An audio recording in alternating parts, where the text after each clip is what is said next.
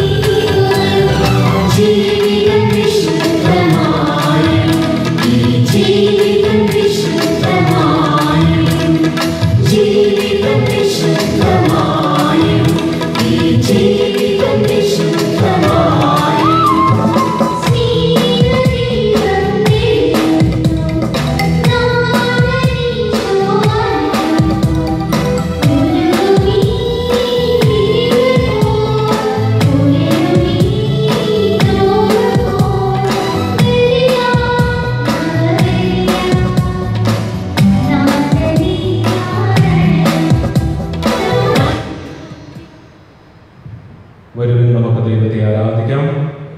നമ്മെ സൃഷ്ടിച്ച കർത്താവിൻ്റെ മുമ്പിൽ കുമ്പിട്ട് മടങ്ങാം. ഇത് നാലെവിടുന്നാണ് നമ്മുടെ ദൈവമായ കർത്താവ്.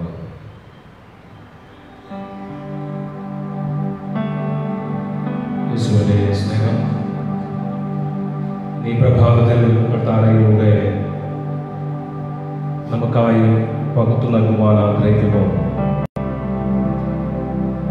ആ യേശു സ്നേഹം ആഴത്തിൽ മനസ്സിലാക്കുവാനായിട്ടുള്ള കൃപ നമുക്കെല്ലാവർക്കും നൽകണമെന്ന് ആത്മാർത്ഥമായി പ്രാർത്ഥിക്കാം.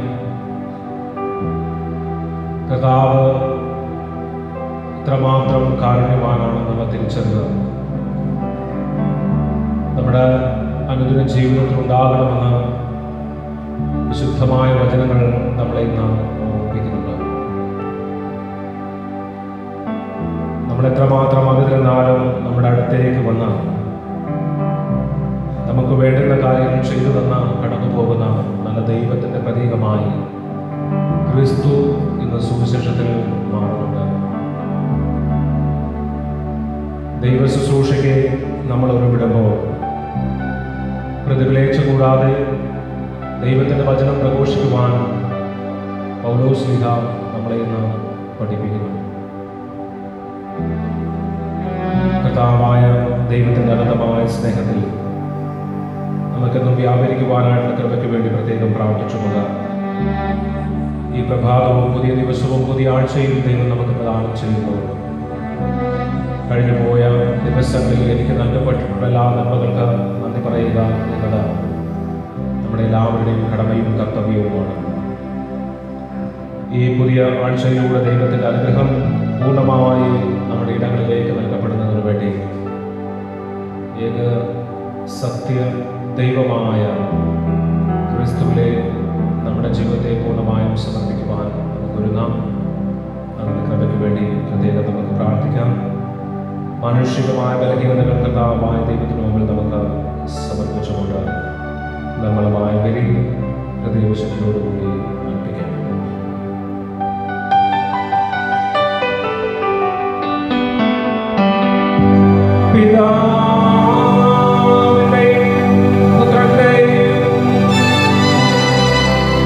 പരിശുദ്ധാത്മാവിന്റെയും നാമത്തിൽ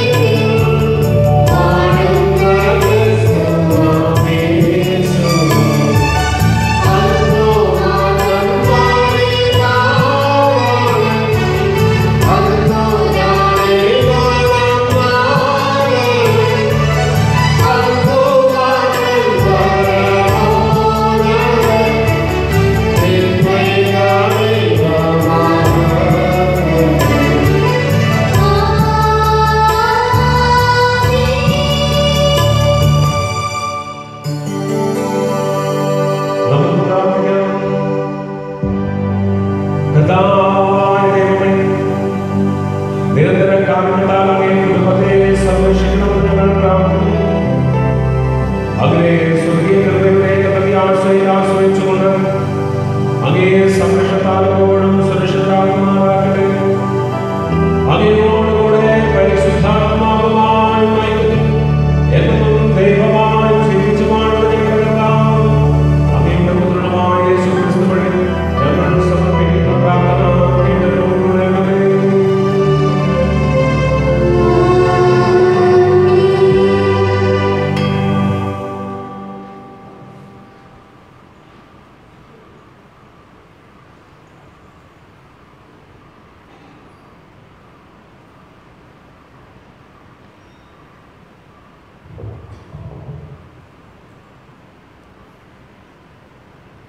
ജോബിന്റെ പുസ്തകത്തിൽ നിന്ന് ജോബ് പറഞ്ഞു, മനുഷ്യജീവിതം നിർബന്ധിത സേവനം മാത്രമല്ലേ? അവന്റെ ദിനങ്ങൾ കൂലിക്കാരന്റെ ദിനങ്ങൾക്ക് തുല്യമല്ലേ? അടിമ തണലിന് വേണ്ടി എന്ന പോലെയും കൂലിക്കാരൻ കൂലിക്ക് വേണ്ടി എന്ന പോലെയും ശൂന്യതയുടെ മാസങ്ങളും ദുരിതങ്ങളുടെ രാവുകളും എനിക്ക് ലഭിച്ചിരിക്കുന്നു. ഉറങ്ങാൻ കിടക്കുമ്പോൾ എപ്പോഴാണ് പ്രഭാതമാകുക എന്ന് ഞാൻ ചിന്തിക്കുന്നു. എന്നാൽ രാത്രി നീണ്ടതാണ്. പ്രഭാതം വരെ ഞാൻ കിടന്ന് ഉരുളുന്നു. എന്റെ ദിനങ്ങൾ നെയ്ത്തുകാരന്റെ ഓടത്തേക്കാൾ വേഗത്തിൽ കടന്നു പോകുന്നു. പ്രത്യാശയില്ലാതെ അസ്തമിക്കുന്നു. എന്റെ ജീവൻ ഒരു ശ്വാസം മാത്രമാണെന്ന് അനുസ്മരിക്കണമേ. എന്റെ കണ്ണുകൾ ഇനി ഒരിക്കലും നന്മ ദർശിക്കുകയില്ല. കർത്താവിന്റെ വചനം. പ്രതിവചന സങ്കീർത്തനം. ഹൃദയം തകർന്നവരെ സൗഖ്യപ്പെടുത്തുന്ന കർത്താവിനെ സ്തുതിക്കുവിൻ.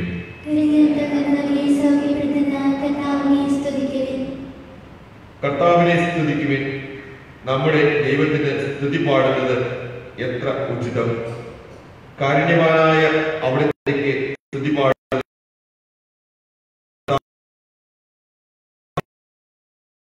ഇസ്രായേലിൽ അവിടുന്ന് ഒരുമിച്ച് കൊടുക്കുന്നു. ഹൃദയം തകർന്നവരെ സൗഖ്യപ്പെടുത്തുന്ന കർത്താവിനെ സ്തുതിക്കുവിൻ.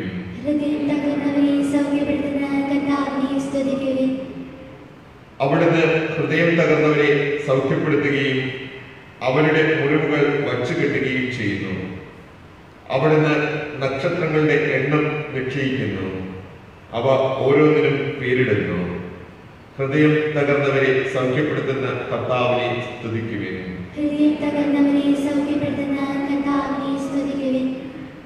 നമ്മുടെ കർത്താവ് വലിയവനും കരുത്തുറ്റവനുമാണ്. അവിടുത്തെ ജ്ഞാനം അളവറ്റതാണ്. കർത്താവ് എളിയവരെ ഉയർത്തുന്നു, ദുഷ്ടരെ തറപറ്റിക്കുന്നു. ഹൃദയം തകർന്നവരെ സൗഖ്യപ്പെടുത്തുന്ന കർത്താവിനെ സ്തുതിക്കുവിൻ.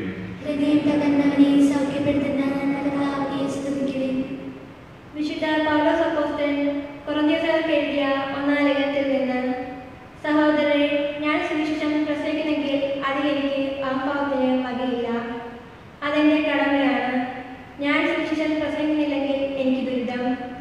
ഞാൻ സ്വമനസ്സ ഇത് ചെയ്യുന്നെങ്കിൽ എനിക്ക് പ്രതിഫലമുണ്ട്. അങ്ങനെയല്ലെങ്കിൽ മറ്റാരുടെയോ നിയോഗമനുസരിച്ചാണ് ചെയ്യുന്നത്. അപ്പോൾ എന്താണ് എന്റെ പ്രതിഫലം? സുവിശേഷം നൽകുന്ന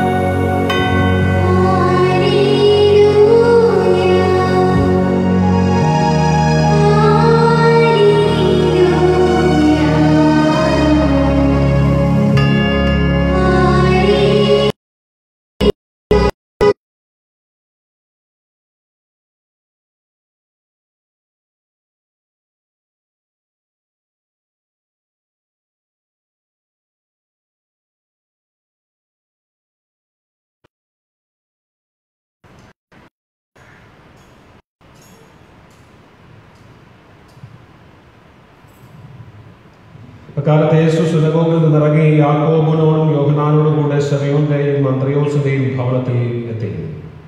ശിമയോന്റെ അമ്മായിയമ്മ പനി പിടിച്ച് കിടപ്പായിരുന്നു. അവളുടെ കാര്യം അവർ അവനോട് പറഞ്ഞു. അവൻ അടുത്ത് ചെന്ന് അവളെ കൈക്ക് പിടിച്ച് എഴുന്നേൽപ്പിച്ചു. പനിയും അവളെ വിട്ടുമാറി. അവൾ അവരെ ശുശ്രൂഷിച്ചു. അന്ന് വൈകുന്നേരം സൂര്യാസ്തമയമായപ്പോൾ രോഗികളും പിശാചുബാധിതരുമായ എല്ലാവരെയും അവർ അവൻ്റെ അടുത്ത് കൊണ്ടുവന്നു. നഗരവാസികളെല്ലാം വാതിൽക്കൽ സമ്മേളിച്ചു. വിവിധ രോഗങ്ങൾ ബാധിച്ചിരുന്ന വളരെ പേരെ അവൻ സുഖപ്പെടുത്തി. അനേകം പിശാചുകളെ പുറത്താക്കി. പിശാചുകൾ തന്നെ അറിഞ്ഞിരുന്നത് കൊണ്ട് സംസാരിക്കുവാൻ അവരെ അവൻ അനുവദിച്ചില്ല. അതിരാവിലെ അവൻ ഉണർന്ന് ഒരു വിജന സ്ഥലത്തേക്ക് പോയി അവൻ അവിടെ പ്രാർത്ഥിച്ചു കൊണ്ടിരുന്നു. ശമയോനും കൂടെ ഉണ്ടായിരുന്നു. അവനെ തേടി പുറപ്പെട്ടു. കണ്ടെത്തിയപ്പോൾ അവർ പറഞ്ഞു, എല്ലാവരും ഇവനെ അന്വേഷിക്കുന്നു. അവൻ പറഞ്ഞു, നമുക്ക് അടുത്ത പട്ടണങ്ങളിലേക്കും പോകാം, അവിടെയും എനിക്ക് പ്രസംഗിക്കേണ്ടിയിരിക്കുന്നു. അതിനാണ് ഞാൻ വന്നിരിക്കുന്നത്. സിനഗോഗുകളിൽ പ്രസംഗിച്ചുകൊണ്ടും പിശാചുകളെ പുറത്താക്കിക്കൊണ്ടും അവൻ ഗലീലയിലുടനീളം സഞ്ചരിച്ചു. കർത്താവിന്റെ സുവിശേഷം. ക്രിസ്തുവേ അങ്ങേക്ക് സ്തുതി.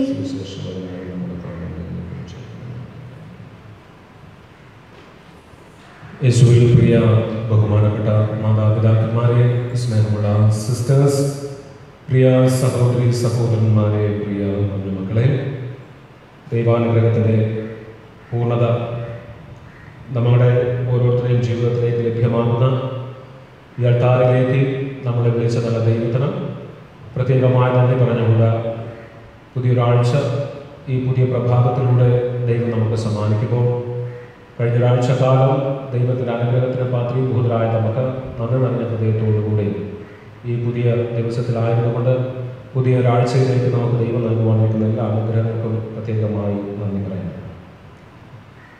ക്രൈസ്തവരായ നമ്മുടെ ഓരോരുത്തരുടെയും ജീവിതത്തിൻ്റെ അമൂല്യമായ ജീവിത ശൈലി എന്താകണമെന്നാണ് സുവിശേഷം വളരെ വ്യക്തമായി നമ്മളെ ഓർമ്മപ്പെടുത്തുകയാണ്. ഇന്ന് ക്രൈസ്തവരായ നമ്മുടെ ഓരോരുത്തരുടെയും ജീവിതത്തിൽ അമൂല്യമായ ജീവിതത്തിൻ്റെ ശൈലി എന്താണെന്ന് ഇന്ന് 3 വായനകളും വളരെ വ്യക്തമായി നമ്മളെ പഠിപ്പിക്കുന്നു. അങ്ങനെയാണെങ്കിൽ ക്രൈസ്തവരായ നമ്മൾ ഓരോരുത്തരും അനുദിന ജീവിതത്തിൽ അത് ചെയ്യുന്നുണ്ടോ എന്ന് നമ്മൾ ഓർക്കുകയും അതിനുവേണ്ടി പ്രവർത്തിക്കുകയും ചെയ്യുന്നവരുടെ ഓരോ ഓർമ്മക്കുറിപ്പായി ഈ 3 വചനങ്ങളും നമ്മളെ ഇന്ന് ഓർമ്മിപ്പിക്കുകയാണ്. ഒന്നാമതായി കർത്താവായ യേശുനാഥൻ നമ്മളോട് പറയുന്നത്, എനിക്ക് അടുത്ത പട്ടണങ്ങളിലേക്കും പോകേണ്ടിയിരിക്കുന്നു, അവിടെയും എനിക്ക് പ്രസംഗിക്കേണ്ടിയിരിക്കുന്നു. ദൈവരാജ്യത്തിൻ്റെ സംസ്ഥാപിതമായ ജീവിതത്തിൻ്റെ ശൈലിയെ സ്വന്തം ജീവിതത്തിൽ ഏറ്റെടുത്ത കർത്താവായ യേശുനാഥൻ്റെ പ്രവൃത്തി മണ്ഡലത്തെക്കുറിച്ചാണ് ഇന്ന് സുവിശേഷം നമ്മുടെ മുമ്പിൽ ഏറ്റുപറയുന്നത്. നമുക്ക് എല്ലാവർക്കും അറിയാവുന്നതുപോലെ ഒത്തിരിയേറെ കണ്ടുപിടുത്തങ്ങൾക്ക് വിധേയപ്പെട്ട മനുഷ്യനാണ് തോമസ് സിൽവ എഡിസൺ. ഒത്തിരിയേറെ ഇലക്ട്രോണിക്സ് വാതായനങ്ങൾ തുറന്നിട്ടവരാണ് ഈ തോമസ് സിൽവ എഡിസൺ. എന്നാൽ അദ്ദേഹം അത്രയധികം മതവിശ്വാസിയൊന്നും ആയിരുന്നില്ല. ആ കാലഘട്ടത്തിൽ ജീവിച്ച 11-ാം പിയൂസ് മാർപ്പാപ്പയെ അത്രത്തോളം അദ്ദേഹം ഇഷ്ടപ്പെട്ടിരുന്നതാണ്. കാരണം പുണ്യപ്രവൃത്തികളിൽ മുഴുകിക്കൊണ്ടിരുന്ന മതവിശ്വാസി ആയിരുന്നില്ല എങ്കിൽ പോലും പുണ്യപ്രവൃത്തികളിൽ തനിക്ക് കിട്ടുന്ന സമ്പത്തിൻ്റെ ഒരു 13% പുണ്യപ്രവൃത്തികൾക്ക് വേണ്ടി മാറ്റിവെക്കപ്പെട്ട ഒരു വ്യക്തി കൂടിയാണ് ഈ കണ്ടുപിടുത്തക്കാരനായ പുതിയ യന്ത്രങ്ങളുടെ കണ്ടുപിടുത്തക്കാരനായ തോമസ് സിൽവ എഡിസൺ. അപ്പോൾ അദ്ദേഹം ഒരു സന്യാസ സമൂഹത്തിന് വേണ്ടി, സിസ്റ്റേഴ്സ് ഓഫ് ലിറ്റിൽ ചാരിറ്റി എന്ന് പറഞ്ഞ ഒരു സന്യാസ സമൂഹത്തിന് വേണ്ടി അദ്ദേഹത്തിൻ്റെ ഒരു ഭൂരിഭാഗം ശതമാനവും സമ്പത്ത് അദ്ദേഹം മാറ്റിവെക്കപ്പെട്ടു എന്നാണ് ചരിത്രം സാക്ഷ്യപ്പെടുത്തുന്നത്. അങ്ങനെയൊക്കെയാണ് 11-ാം പിയൂസ് മാർപ്പാപ്പയെ അദ്ദേഹം അറിയാനും അനുഭവിക്കുവാനും ഒക്കെ സാധിച്ചത്, നേരിൽ കണ്ട് അനുഭവിക്കുവാനൊക്കെ സാധിച്ചത്. അദ്ദേഹത്തിൻ്റെ തീക്ഷ്ണതയേറിയ ജീവിത ശൈലിയിൽ ആകർഷണമായ ഈ തോമസ് സിൽവ എഡിസൺ എല്ലാ ദിവസവും തൻ്റെ ജീവിത വ്യാപൃതനാകുന്ന മാർപ്പാപ്പയെയാണ് അദ്ദേഹം കാണുന്നത്. നൽകപ്പെടുന്ന അല്ലെങ്കിൽ സ്വീകരിക്കുന്ന എല്ലാ എഴുത്തുകളും തിരിച്ചെഴുതുന്ന, മറുപടി എഴുതുന്ന ഒരു സഹൃദയനായ ഒരു മാർപ്പാപ്പ. അങ്ങനെയൊക്കെ തോമസ് സിൽവയുടെ മനസ്സിലൂടെ കടന്നുപോയി എന്തുകൊണ്ട് മാർപ്പാപ്പയ്ക്ക് നല്ലൊരു സമ്മാനം, അത് ഒരു ഇലക്ട്രോണിക് സമ്മാനം കൊടുത്തുകൂടാ? അങ്ങനെയുള്ള ചിന്തയിൽ നിന്നാണ് പ്രിയമുള്ളവരെ ഒരു വിഷ്വലിംഗ് മെഷീൻ എന്ന് പറഞ്ഞ ഒരു ഇലക്ട്രോണിക് ഡിവൈസ് അദ്ദേഹം 11 പീയൂസ് മാർപ്പാപ്പയ്ക്ക് കൊടുക്കുന്നത്. പ്രിയമുള്ളവരെ, രാവിലെ എഴുന്നേറ്റ് രാത്രി ആവുന്നിടം വരെ താൻ സ്വീകരിച്ച എല്ലാ ലെറ്റേഴ്സിനും മറുപടി കൊടുക്കുന്ന ഒരു മാർപ്പാപ്പയുടെ അതിതീഷ്ണത കണ്ടുകൊണ്ട് ഒരുപക്ഷെ നമ്മൾ അറിയണം, നമ്മൾ മനസ്സിലാക്കണം, വലിയ നയതന്ത്രശാലിയിലൂടെയുള്ള വലിയ കാര്യങ്ങളൊന്നും അല്ലായിരിക്കും എഴുതുന്നത്. സങ്കടങ്ങളുടെയും രോഗങ്ങളുടെയും ദുരിതങ്ങളിലൂടെയും നടുക്കയത്തിലൂടെ കടന്നു പോകുന്ന ഓരോ മനുഷ്യർക്കും സമാശ്വാസത്തിന്റെ സ്വാതന്ത്ര്യത്തിന്റെ ദൈവവചനവും പ്രഘോഷിക്കുക തന്റെ എഴുത്തിലൂടെയാണെന്ന് മനസ്സിലാക്കിയിട്ടാണ് ഈ തോമസ് സിൽവ എഡിസൺ ഈ ഒരു ഉപകരണം ഉണ്ടാക്കി കൊടുക്കുന്നത്. അങ്ങനെ ആ ഉപകരണം ഉണ്ടാക്കി കൊടുക്കുന്ന അവസരത്തിൽ അദ്ദേഹം വളരെ സന്തുഷ്ടനായി എന്ന് ചരിത്രം സാക്ഷ്യപ്പെടുത്തുന്നുണ്ട്. അതിനുശേഷം തിരിച്ചെന്തെങ്കിലും സമാനമായി കൊടുക്കണമല്ലോ എന്ന് വിചാരിച്ചുകൊണ്ട് 11 പീയൂസ് മാർപ്പാപ്പ വലിയൊരു മെഡല്, തൻ്റെ കയ്യൊപ്പ് രേഖപ്പെടുത്തിയ ഒരു മെഡല്, അത് ഗോൾഡിന്റെ മെഡല് അദ്ദേഹത്തിന് സമ്മാനിക്കുകയാണ്. പ്രിയമുള്ളവരെ, നമ്മുടെ ഓരോരുത്തരുടെയും ജീവിതം എന്ന് പറയുന്നത് പരസ്പരം മനസ്സിലാക്കുവാനും പരസ്പരം ചെയ്യേണ്ടുന്ന കാര്യങ്ങൾ സഹായിക്കുവാനുമായിട്ടുള്ള ഒരു വലിയൊരു മനസ്ഥിതി ഈ രണ്ട് വ്യക്തികളിലൂടെയും നമുക്ക് കണ്ടെത്തുവാനായിട്ട് സാധിക്കും. അവിടെ ഏകദൈവ വിശ്വാസത്തിലൂടെ കടന്നു പോകാത്തൊരു വ്യക്തിയെ അവിശ്വാസി എന്ന് പറയുവാൻ നമുക്ക് കഴിയില്ല എങ്കിൽ പോലും അവരുടെ ജീവിതത്തിലേക്ക് കൈയയച്ച് സഹായിക്കുവാൻ പോരുന്ന ഒരു വിശ്വാസം അവരുടെ ജീവിതത്തിൽ ഉണ്ടാകുന്നതുകൊണ്ടാണ് തോമസ് സിൽവ എഡിസൺ മാർപ്പാപ്പയിലേക്ക്, അവൻ്റെ മാർപ്പാപ്പയുടെ ജീവിതത്തിലേക്ക് തൻ്റെ മനസ്സും മനസ്സാക്ഷിയും ഒക്കെ കടന്നുപോയി സഹായിക്കണം, നല്ലൊരു സമ്മാനം കൊടുക്കണം എന്ന വലിയൊരു വസ്തുത അവരുടെ മുമ്പിലേക്ക് കൊണപൊട്ടിയതും ആ ഉപകരണം കണ്ടുപിടിച്ചതും. തിരിച്ച് കൊടുക്കുന്ന ഒരു സമ്മാനം എന്ന് പറയുന്നത് ദൈവിക വിശ്വാസത്തിന്റെ അടയാളപ്പെടുത്തിയ ഒരു മെഡൽ കൂടിയാണെന്ന് നമ്മൾ മനസ്സിലാക്കുക. അതും ഒരു ഗോൾഡ് മെഡലാണ്. ആ ഗോൾഡ് മെഡൽ തീർച്ചയായിട്ടും തോമസ് നിരീശ്വരവാദിയെന്ന് മതവിശ്വാസി അല്ലാതിരുന്ന ഒരു വിശ്വാസി, പറയപ്പെടുന്ന ഒരു വിശ്വാസി അത് സ്വീകരിക്കുമ്പോൾ ഉണ്ടാകാവുന്ന അതിതീഷ്ണത, അത് വിശ്വാസത്തിലേക്ക് കടന്നു വരാനുള്ള വലിയൊരു മനസ്സ് തീർച്ചയായും ഉണ്ടാകും. അപ്പോൾ നമ്മൾ മനസ്സിലാക്കേണ്ടത് ഇതിന്റെ പിന്നിലെല്ലാം ഒരു നയിക്കുന്ന ഒരു ശക്തിയുണ്ട്, ഒരു ചാലക ശക്തിയുണ്ട്. ഈ ചാലക ശക്തി ഇല്ലായിരുന്നുവെങ്കിൽ തീർച്ചയായിട്ടും ഈ രണ്ട് വ്യക്തിത്വങ്ങൾ തമ്മിൽ ഒരിക്കലും കണ്ടെത്തില്ല, പരസ്പരം അവരുടെ ആശയങ്ങൾ കൈമാറില്ല, അവരുടെ സമ്മാനങ്ങൾ ഒരിക്കലും സമർപ്പിതമാവുകയും ചെയ്യുകയില്ല. സമർപ്പിതമാകപ്പെട്ട ആ സമ്മാനങ്ങളിലൂടെ അവരുടെ ഓരോരുത്തരും രണ്ടുപേരുടെയും ജീവിതത്തിൽ പരസ്പരം കൈമാറുന്നത് ഒരു വിശ്വാസമാണ്, ഒരു ആന്തരിക ശക്തിയാണ്. ആ ശക്തിയെ തിരിച്ചറിയുവാനായിട്ടാണ് പ്രിയമുള്ളവരെ ഇന്ന് സുവിശേഷം നമ്മുടെ മുമ്പിൽ അവതരിപ്പിക്കുന്നത്. ഒരിക്കലൊരു റബ്ബി നടന്നു പോകുന്ന അവസരത്തിൽ, വൈകുന്നേരം സഞ്ചാരപാതയിലൂടെ നടന്നു പോകുന്ന അവസരത്തിൽ ഒരു കാവൽക്കാരൻ വളരെ അതിതീഷ്ണമായി ജോലി ചെയ്യുന്നതായി കാണുന്നുണ്ട്. അപ്പോൾ ഈ റബ്ബി കാവൽക്കാരനോട് ചോദിക്കുന്നത് ഇപ്രകാരമാണ്: നീ ആരെയാണ് സേവിക്കുന്നത്? കാരണം നമുക്കറിയാവുന്ന പോലെ ഒരു കാവൽക്കാരന് ഒരു ജോലി ഏൽപ്പിച്ചു കഴിഞ്ഞാൽ വിഷാദഭാവത്തിലായിരിക്കും ആ കാവൽ വേലയിൽ എപ്പോഴും ഏർപ്പെടുക. കാരണം അവന്റെ ചിന്ത അവന്റെ കുടുംബത്തെ എങ്ങനെ കരകയറ്റാൻ പറ്റും, അവന്റെ മക്കൾക്ക് എങ്ങനെ ജോലി കരസ്ഥമാക്കാൻ പറ്റും, തനിക്ക് ഈ നൽകപ്പെടുന്ന ശമ്പളം മതിയാകുമല്ലോ എന്ന വലിയൊരു ചിന്തയിലും വിഷാദത്തിലുമായിരിക്കും ഈ കാവൽക്കാരൻ എപ്പോഴും ജോലി ചെയ്യുക. അങ്ങനെയൊക്കെയാണ് ഈ റബ്ബി കാവൽക്കാരനോട് ചോദിക്കുന്നത്, നീ ആരിലാണ് വിശ്വസിക്കുന്നത്?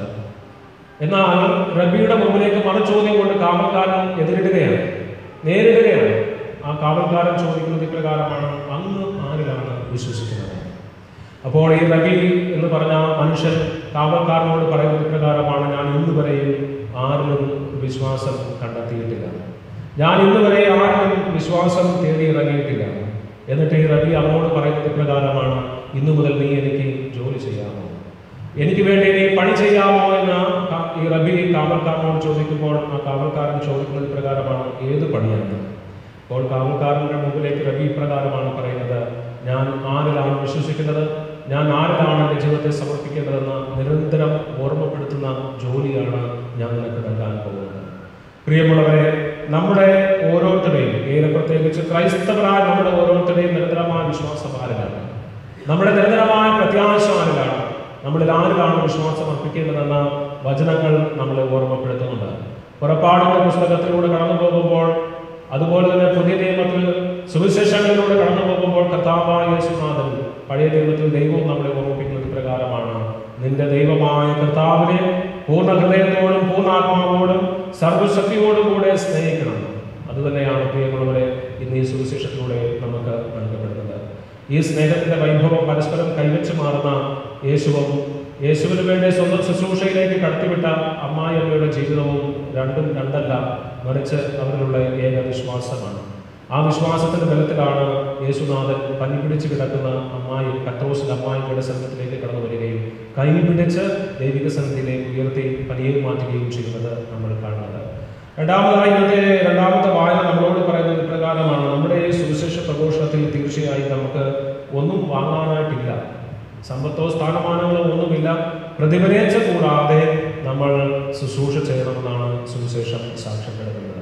അതുകൊണ്ട് നമ്മുടെ ജീവിതം തന്നെ സുവിശേഷമാക്കി മാറ്റുവാൻ ഇന്നത്തെ സുവിശേഷവും വചനങ്ങളും നമ്മളെ പഠിപ്പിക്കുമ്പോൾ നമ്മുടെ ജീവിതം പരസ്പരം അർപ്പിതമാകുന്നെങ്കിൽ മാത്രമേ നമുക്ക് അപ്രകാരമുള്ള ഒരു പ്രതിഫലം ദൈവം നമുക്ക് നൽകുകയുള്ളൂ. കർത്താവായ ദൈവത്തിൻ്റെ സന്നിധിയിൽ പൂർണ്ണമായും നമ്മുടെ ജീവിതത്തെ സമർപ്പിച്ചുകൊണ്ട് ദൈവത്തോട് നമുക്ക് പ്രാർത്ഥിക്കണം. എൻ്റെ ജീവിതം നിന്റെ പ്രഘോഷണമാക്കി മാറ്റാൻ, എൻ്റെ ജീവിതം നിന്റെ സുവിശേഷമാക്കി മാറ്റാൻ എന്നെ അനുവദിക്കണമെന്ന് ആത്മാർത്ഥമായി പ്രാർത്ഥിച്ചുകൊണ്ട് ബലിയിൽ നമുക്ക് പങ്കുചേരാം.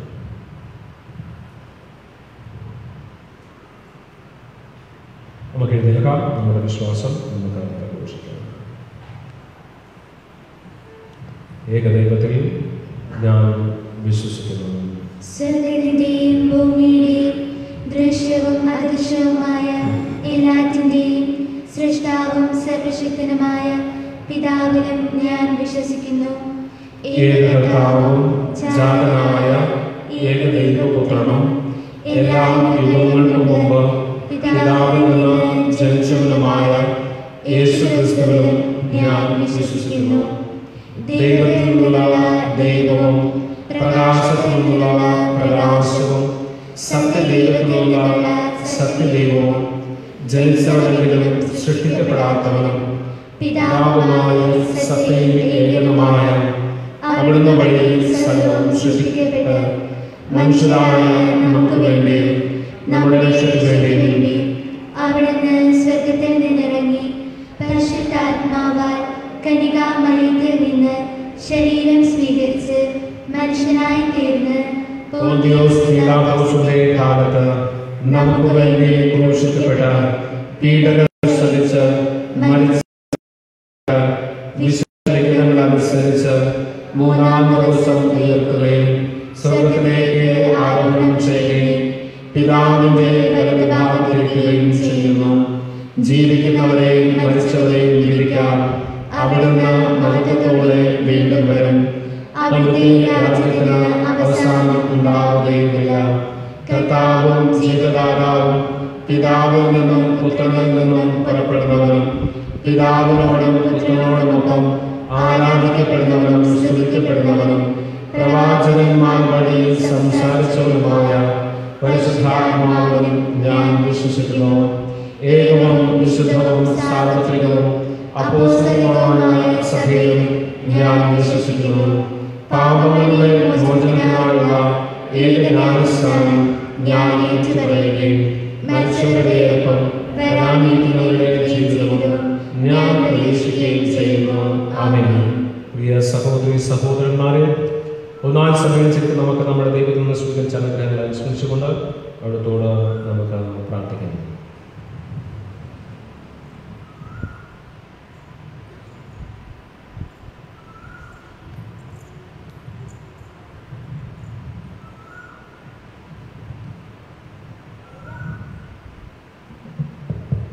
എല്ലാ മനുഷ്യർക്കും പ്രകാശമായി തന്റെ ഏകജാതനെ ലോകത്തിലേക്ക് അയച്ച സ്നേഹദൈവമേ, ഭൂമിയിൽ സുവിശേഷവാഹകരായ പരിശുദ്ധ പിതാവ് ഫ്രാൻസിസ് മാർപ്പാപ്പയും എല്ലാ മെത്രാന്മാരെയും വൈദികരെയും അഭിവന്ദ്യ പോൾ ആന്റണി മുല്ലശ്ശേരി പിതാവിനെയും സന്യസ്തരെയും കന്യ അനുഗ്രഹിക്കണമേ.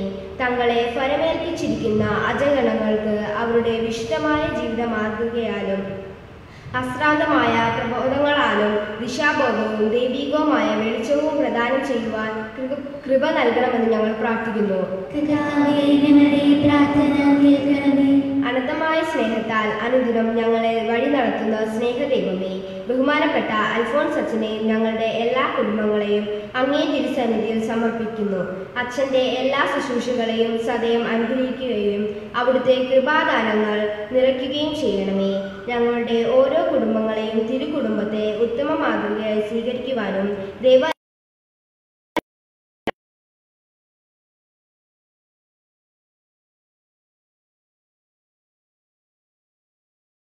രോഗത്താലും ദാരിദ്ര്യത്താലും കഷ്ടപ്പെടുന്ന എല്ലാ സഹോദരിയും കാരുണ്യപൂർവ്വം കടാക്ഷിക്കണമേ. ജീവന്റെ പ്രതീക്ഷ കൈവിടാത്ത ദൈവമേ, അങ്ങിൽ പൂർണ്ണമായും ശരണപ്പെട്ട് ജീവിക്കുവാനുള്ള കൃപാവരങ്ങൾ നൽകണമെന്ന് ഞങ്ങൾ പ്രാർത്ഥിക്കുന്നു. ജ്ഞാനത്തിന്റെ ഉറവിടമായ ദൈവമേ, ആത്മീയമായ കാഴ്ചപ്പാടുകളോടുകൂടി ജീവിതത്തെ നോക്കിക്കാണുവാനും പ്രതിഫലിച്ച് കൂടാതെ സുവിശേഷത്തെ പ്രതി ആത്മീയമായ തലങ്ങളിൽ ആത്മാർത്ഥമായി കർമ്മനിരതരാകുവാനും അനുദിനം ജീവിതത്തിൽ സഹോദര സ്നേഹത്തിൽ ആയിരിക്കുവാനും വേണ്ട കൃപാവരങ്ങൾ നൽകണമെന്ന് ഞങ്ങൾ പ്രാർത്ഥിക്കുന്നു.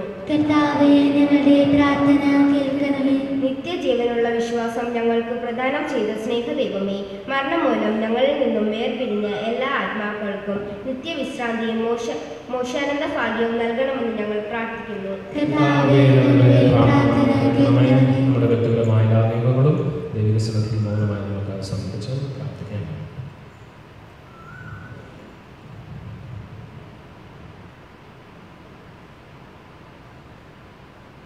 കർത്താവായ ദൈവമേ, യാചിക്കുന്ന സഭയുടെ പ്രാർത്ഥനകൾ സന്നിധിയിൽ പ്രീതികരമായി ഭവിക്കട്ടെ.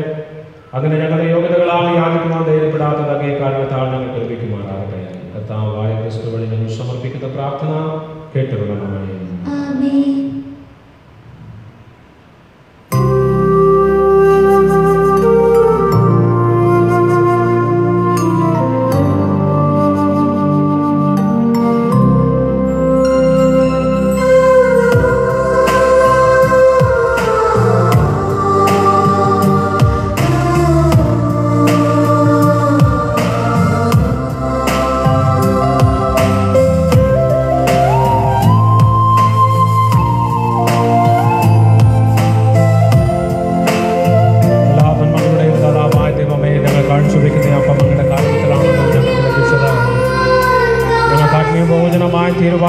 മനുഷ്യപ്രവർത്തനം ഭൂമിയുടെ ബലമാണ് ഞങ്ങൾക്ക് പിതാവ്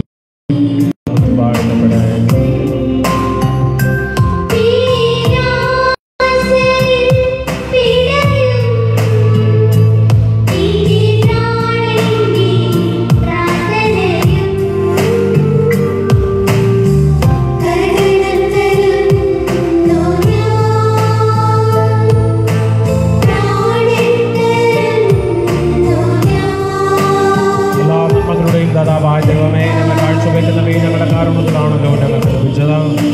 ഞങ്ങൾക്ക് ആത്മീയപാനീയമായി തീരുവാനുള്ള വീണ്ടും മുദ്രവളിയുടെയും മനുഷ്യപ്രവർത്തന ഫലമായി പിതാവേ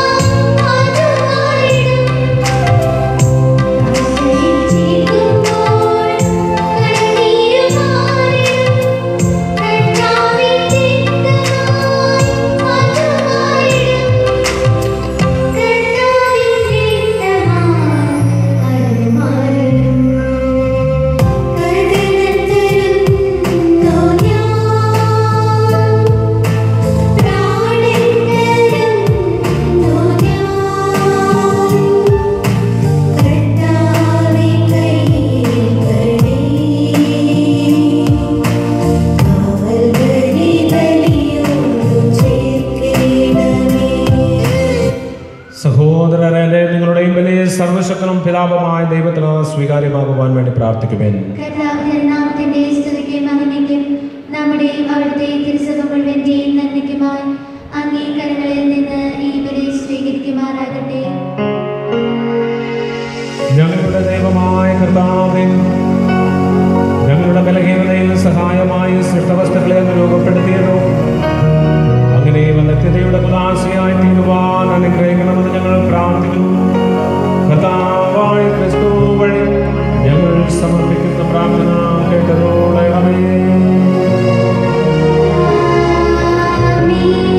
കർത്താവ് നിങ്ങളോട് കൂടെ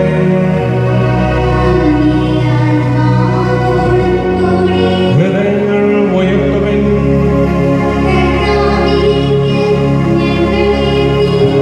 നമ്മുടെ കർത്താവായ ദൈവത്തിന് നന്ദി പ്രകാശിപ്പിക്കാം.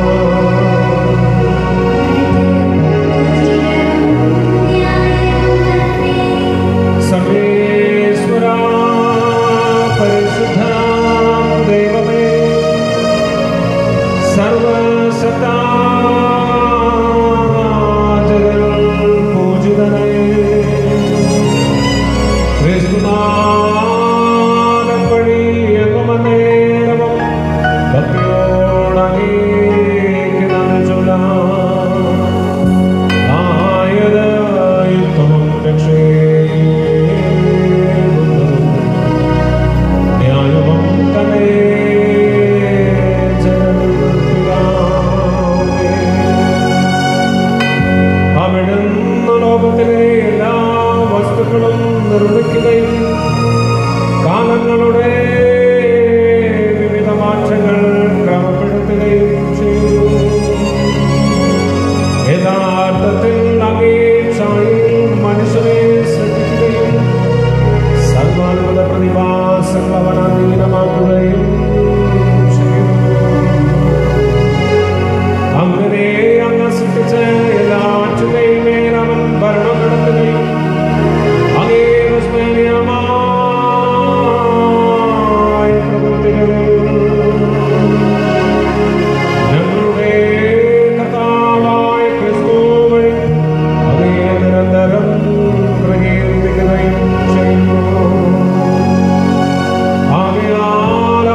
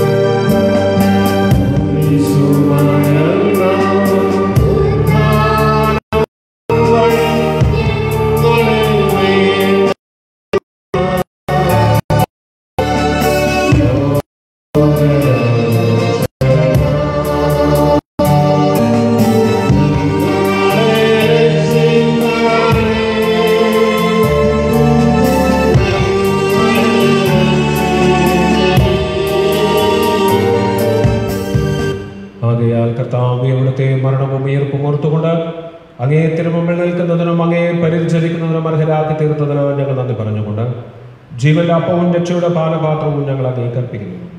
ക്രിസ്തുവിന്റെ ശരീരത്തിലും രക്തത്തിലും പങ്കുചേർന്ന് ഞങ്ങളെ പരിശുദ്ധാത്മാവിൽ ഒന്നായി ചേർക്കണമെന്ന് താഴ്മയോടെ ഞങ്ങൾ അപേക്ഷിക്കുന്നു. കർത്താവെ, ലോകമെങ്ങും വ്യാപിച്ചു കിടക്കുന്ന അങ്ങേ സഭയെ ഓർക്കണമേ. ഞങ്ങളുടെ പരിശുദ്ധ ഫ്രാൻസിസ് പാപ്പായോടും ഞങ്ങളുടെ രൂപതാധ്യക്ഷൻ പോളാഞ്ചലി മെത്രാനോടും വൈദിക ഗണത്തോടും അത് സഭയെ അങ്ങ് സ്നേഹത്തിന്റെ പൂർണ്ണതയിൽ എത്തിക്കണമേ. ഈർപ്പിന്റെ പ്രത്യാശയോടെ നിദ്ര കൊള്ളുന്ന ഞങ്ങളുടെ സഹോദരങ്ങളെയും മാതാപിതാക്കന്മാരെയും അങ്ങേ കാരുണ്യത്തിൽ മരണമടഞ്ഞ സകലരെയും അങ്ങ് ഓർക്കുകയും അങ്ങേ മുഖത്തിന്റെ പ്രകാശത്തിലേക്ക് അവരെ സ്വീകരിക്കുകയും ചെയ്യണമേ. ഞങ്ങളെല്ലാവരും കനിയണമെന്ന് ഞങ്ങൾ പ്രാർത്ഥിക്കുന്നു. അങ്ങനെ ദൈവമാതാവായ പരിശുദ്ധ കന്യകാമറിയത്തോടും ആ കന്യകയുടെ ഭർത്താവായ ഭാഗ്യപ്പെട്ട യോസേഫിനോടും അനുഗ്രഹീതരായ അപ്പോസ്തലന്മാരോടും ഞങ്ങളുടെ സ്വർഗീയ മധ്യസ്ഥനായ സ്നാപികനാനോടും കാലാകാലങ്ങളിൽ അങ്ങയെ പ്രസാദിപ്പിച്ച സകല വിശുദ്ധരോടുമൊത്ത് നിത്യജീവനിൽ പങ്കുചേരുവാൻ ഞങ്ങളെ അർഹരാക്കുകയും അങ്ങേ പുത്രനായ യേശു ക്രിസ്തു വഴി ഞങ്ങൾ അങ്ങയെ സ്തുതിക്കുകയും മഹത്വപ്പെടുത്തുകയും ചെയ്യുമാറാകട്ടെ. ക്രിസ്തുവിലൂടെ, ക്രിസ്തുവിനോടുകൂടെ, ക്രിസ്തുവിൽ തന്നെ സർവശക്തനായ ദൈവവും പിതാവുമായ പരിശുദ്ധാത്മാവുമായ എല്ലാ ബഹുമതിയും മഹത്വവും എന്നതേക്കും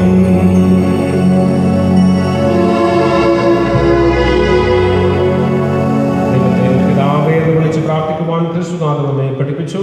ചില മക്കളായ നമ്മുടെ എല്ലാ നിയമങ്ങളും ദൈവിക സന്നിധിയിൽ സമർപ്പിച്ചുകൊണ്ട് പ്രാർത്ഥിക്കാം.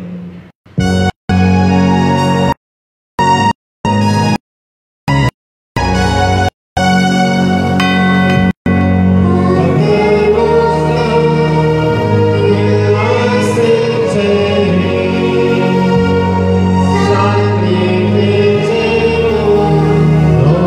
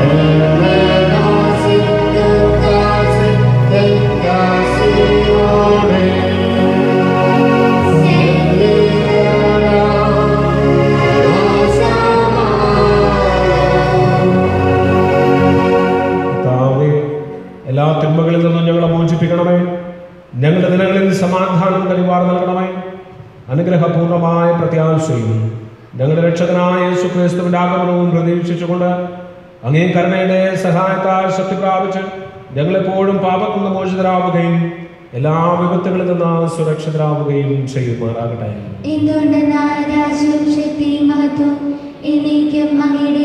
സമാധാനം ഞാൻ നിങ്ങൾക്ക് നൽകുന്നു, എന്റെ സമാധാനം നിങ്ങൾക്ക് ഞാൻ തരുന്നുവെന്ന് അങ്ങേ അപ്പോസ്തലന്മാരോട് അരുളിച്ചെയ്ത കർത്താവായ യേശുക്രിസ്തുവേ, ഞങ്ങളുടെ പാപങ്ങളെല്ലാം പിന്നെയും അങ്ങേ സഭയുടെ വിശ്വാസം പാർത്ത് അങ്ങേ തിരുവുള്ളമനുസരിച്ച് സഭയ്ക്ക് സമാധാനവും ഐക്യവും നൽകുവാൻ കഴിയണമേ. എന്നും ജീവിക്കുകയും വാഴുകയും ചെയ്യുന്ന അങ്ങ് ഈ പ്രാർത്ഥന കേട്ടുള്ളണമേ.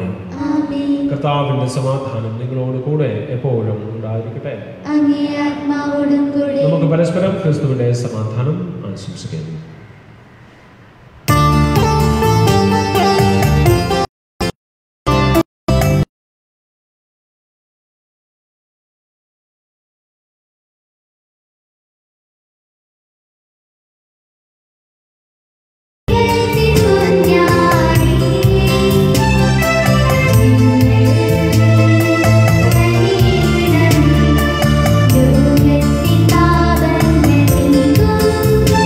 ും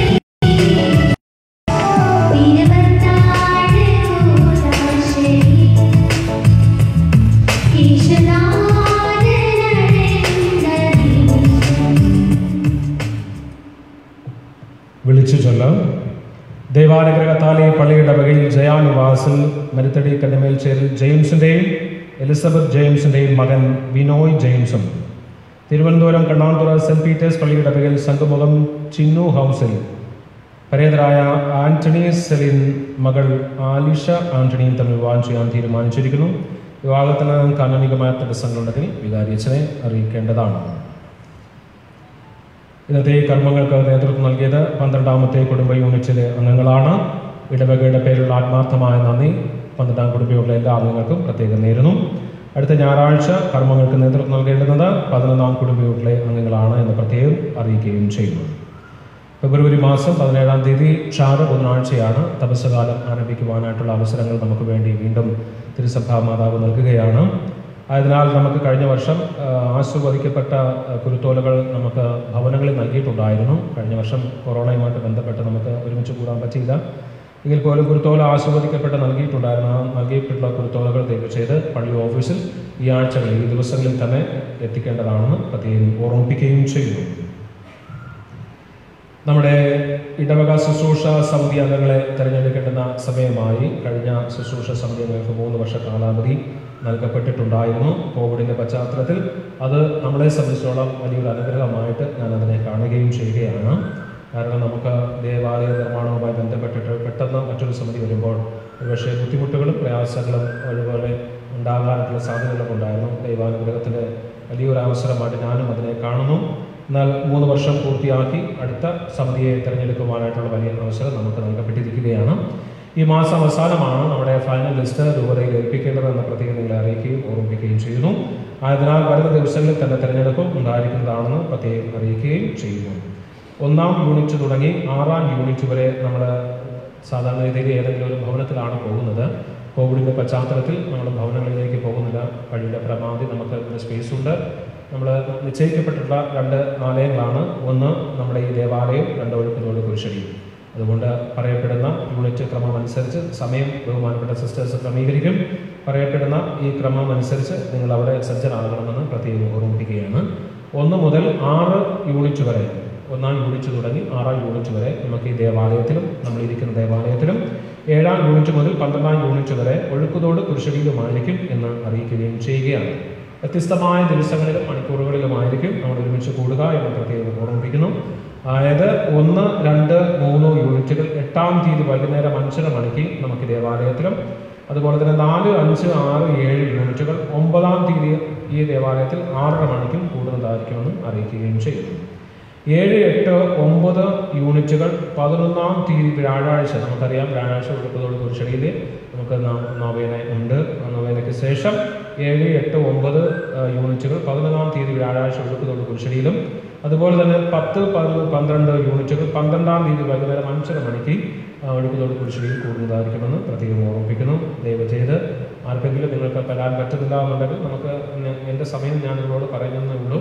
നിങ്ങൾക്ക് അത് പറ്റുന്നില്ല എന്നുണ്ടെങ്കിൽ ദയവ് ചെയ്ത് ബഹുമാനപ്പെട്ട സിസ്റ്റേഴ്സിനെ, സുപ്പീരിയറിനെ വിളിച്ചറിയിക്കേണ്ടതാണ് എന്ന് പ്രത്യേകം അറിയിക്കുകയും ചെയ്യുന്നു. ഇന്നത്തെ ദീപാവലിക്ക് ശേഷം തേങ്ങാലേലം ഉണ്ടായിരിക്കുന്നതാണെന്ന് അറിയിക്കുന്നു. അതുപോലെ തന്നെ ഈ തെരഞ്ഞെടുപ്പിന് നമ്മൾ സജ്ജരാകേണ്ടുന്നവരെ ഉണ്ട്. 1 ആനിമേറ്റർമാരാണ്. 1 പുരുഷ ആനിമേറ്റർ, 2 സ്ത്രീ ആനിമേറ്റർ. 3 വിശ്വാസ സമിതി അംഗങ്ങളാണ്. ഒരു യൂണിറ്റിൽ 1 കുടുംബ പ്രേക്ഷിത സമിതി അംഗം, സാമൂഹ്യ സേവന സമിതി അംഗം, വിദ്യാഭ്യാസ സമിതി അംഗം, യുവജന ശുശ്രൂഷ സമിതി അംഗം, അൽമായ ശുശ്രൂഷ സമിതി അംഗം. 8 പേരാണ് ഒരു യൂണിറ്റിൽ നിന്ന് ക്രമമായി തിരഞ്ഞെടുത്ത് നൽകേണ്ടതെന്ന് പ്രത്യേകം ഓർമ്മിപ്പിക്കുകയും ചെയ്തു. കഴിഞ്ഞ ഞായറാഴ്ച നമുക്ക് കനിവിൻ്റെ കളക്ഷൻ ആയിരുന്നു. സ്തോത്രക്കാഴ്ചയുമായി ബന്ധപ്പെട്ട് കനിവിൻ്റെ കളക്ഷൻ നമ്മൾ എടുത്തായിരുന്നു. 11,465 രൂപയാണ് സ്തോത്രക്കാഴ്ചയും അതുപോലെ തന്നെ കനിവുമായിട്ട് ബന്ധപ്പെട്ട് നമ്മൾ നിങ്ങളുടെ എല്ലാവരുമായ സേവനത്തിനും സഹകരണത്തിനും പ്രത്യേകമായ നന്ദി അറിയിക്കുകയാണ്. നമുക്കറിയാവുന്നതുപോലെ ദേവാലയം പണിതുയർത്തപ്പെടുന്ന സമയങ്ങളിൽ പോലും കനിവിൻ്റെ കളക്ഷനിൽ നിന്ന് നമ്മൾ കഴിവിൻ്റെ പരമാവധി നമ്മുടെ ഇടവക ജനസമൂഹത്തിന് കഴിവിൻ്റെ പരമാവധി സാമ്പത്തിക സഹായം നൽകിയിട്ടുണ്ടായിരുന്നു. നമുക്ക് നമ്മളാൽ കഴിയുന്ന ധനസഹായം അത് രോഗികളായിട്ട് കഴിയുന്നവരായാലും ബുദ്ധിമുട്ട് അനുഭവിക്കുന്നവർക്കായാൽ പോലും കൊടുക്കണം. ആത്മാർത്ഥമായിട്ട് നമ്മൾ കൊടുക്കണം. തീർച്ചയായിട്ടും നമുക്ക് മറ്റുള്ളവരെ സഹായിക്കാൻ സാധിക്കും. അതിലൂടെ നമുക്ക് ദൈവത്തിന് അനുഗ്രഹം ജീവിതത്തിൽ ഉണ്ടാവുകയും കുടുംബത്തിൽ ഉണ്ടാവുകയും ചെയ്യുമെന്ന് നിങ്ങളെ ഞാൻ അറിയിക്കുകയും ചെയ്യുകയാണ്. അടുത്ത പ്രാവശ്യം ഇതിൽ കൂടുതൽ നല്ലൊരു എമൗണ്ട് പ്രതീക്ഷിക്കുന്നു. നമുക്ക് ആത്മാർത്ഥമായിട്ട് മറ്റുള്ളവരെ സഹായിക്കുവാനായിട്ടുള്ള സന്മനസ് കാട്ടുന്നതിന് വേണ്ടിയിട്ട് നിങ്ങളുടെ എല്ലാ സഹകരണവും ഉണ്ടാകണമെന്ന് പ്രത്യേകം ഓർമ്മിപ്പിക്കുകയും ചെയ്യുന്നു. ബെഞ്ചിൻ്റെ കാര്യം നിങ്ങളോട് പറഞ്ഞിട്ടുണ്ടായിരുന്നു. വളരെ ആത്മാർത്ഥമായിട്ട് നിങ്ങളൊക്കെ ഇരിക്കുന്നുണ്ട് എന്ന് എനിക്കറിയാം. ഇരിക്കുമ്പോഴും തീർച്ചയായിട്ടും അതിനെ സഹായിച്ച എല്ലാവരെയും ഓർമ്മിക്കുകയും അവർക്ക് പ്രത്യേകമായ നന്ദി അറിയിക്കുകയും ചെയ്യുകയാണ്. ഏകദേശം 45ഓളം ബെഞ്ചാണ് നമ്മൾ പറഞ്ഞിട്ടുള്ളത്. ഇനിയും ബെഞ്ച് വരാനുണ്ട്. എന്നാൽ സാമ്പത്തിക സഹായം നമ്മൾ അദ്ദേഹത്തിന് കൊടുക്കേണ്ടതായിട്ടുള്ളത് കൊണ്ട് ദയവ് ചെയ്ത് ഒരു ബെഞ്ചിന് 8500 രൂപ എന്ന ക്രമത്തിലാണ് നമുക്ക് ലഭ്യമായത്. തീർച്ചയായിട്ടും ആർക്കെങ്കിലും ധനസഹായം നൽകുവാനായിട്ട് താല്പര്യമുണ്ടെങ്കിൽ ബെഞ്ചിന് വേണ്ടിയിട്ട് പള്ളി ഓഫീസിൽ ധനസഹായം നൽകാവുന്നതാണെന്ന് പ്രത്യേകം ഓർമ്മിപ്പിക്കുകയും ചെയ്യുന്നു. കഴിഞ്ഞ ഞായറാഴ്ചത്തെ കാഴ്ചവെപ്പ് 2380 രൂപ. ഒരിക്കൽ കൂടി എല്ലാവർക്കും നല്ലൊരു പ്രഭാതവും ദൈവത്തിൻ്റെ അനുഗ്രഹം തുടർന്നുള്ള ദിവസങ്ങളിലും ഉണ്ടാകട്ടെ എന്ന് പ്രത്യേകം പ്രാർത്ഥിക്കുകയും ചെയ്യുന്നു. നമുക്ക് എഴുന്നേൽക്കാം, പ്രാർത്ഥിക്കാം.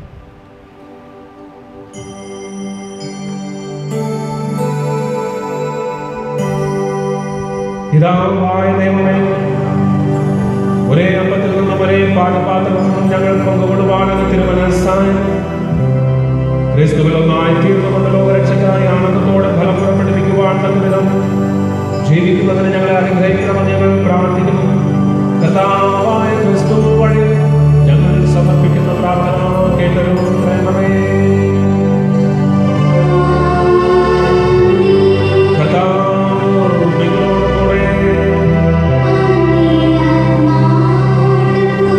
സർവശക്തനായ ദൈവം പിതാവ് പുത്രനും പരിശുദ്ധാത്മാവും അവയെയും സഫലമായി അനുഗ്രഹിക്കുമാറാകട്ടെ.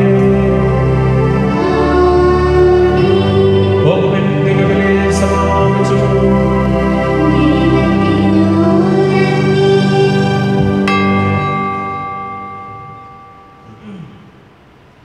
പരിശുദ്ധ പരമാധികാരത്തിന് ഇന്നേരവും ആരാധനയും സ്തുതിയും പുകഴ്ചയും ഉണ്ടായിരിക്കട്ടെ.